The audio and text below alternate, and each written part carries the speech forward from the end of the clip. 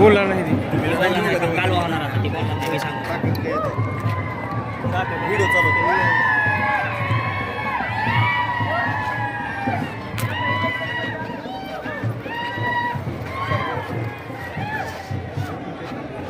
21 एडशी गट सॉरी 21 एडशी जिल्हा परिषद गट त्याच्या अंतर्गत 42 कसबे तडवळे गण या मतमोजणी प्रतिनिधींनी ईव्हीएम मशीनच्या मतमोजणीसाठी मतमोजणी कक्षामध्ये यायचं आहे. शिवसेना ओबाटा गटाचे ओमराजे निंबाळकर हे गावकीपेक्षा भावकीवर लक्ष आहे.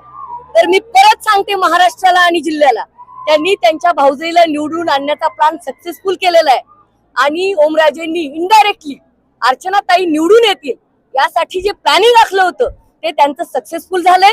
मी ओमराजेंचं, कैलास पाटलांचं अभिनंदन करेन की तुम्ही जो हा लीड घेतला त्याबद्दल तुमचं अभिनंदन. आणि आता जिल्ह्याला आणि राज्याला कळू द्या दोघं भाऊ कसे एक आहेत, तिसऱ्याची एंट्री नाही हे त्यांनी सांगितलेलं आहे.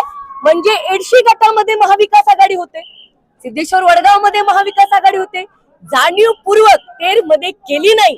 भाऊजाईला कुठेतरी अर्चना पाटलांना निवडून आणण्यासाठी ओमराजेंनी, कैलास पाटलांनी चांगली मदत केली, त्यांचं अभिनंदन. आणि दुसरी गोष्ट अत्यंत दुःखाने मला महाराष्ट्राला सांगायचंय, ज्या पद्धतीने मराठा ओबीसी लावला गेला, वाद लावला गेला आणि बाकीच्या वोटर्सला जी दमदाटी झालेली आहे भाजपाच्या अर्चना पाटलांकडनं ती सुद्धा, आणि पैशाचा कोटीमध्ये पाऊस प्रत्येक गल्लीमध्ये, मी तर म्हणेन तेर गावचे प्रत्येक सीसीटीव्ही रात्री 12च्या नंतर चेक व्हावे.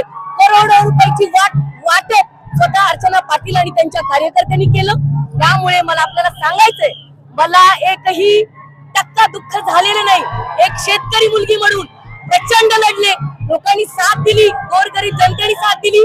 परंतु आज मी सांगू इच्छिते की या महाराष्ट्रामध्ये, या जिल्ह्यामध्ये मराठा ओबीसी करून शिवसेना असेल, बीजेपी असेल, यांनी काय चालवलं, सोशल मीडियावर त्यांच्या कार्यकर्त्यांनी काय चालवलं हे सगळ्यांनी बघितलंय.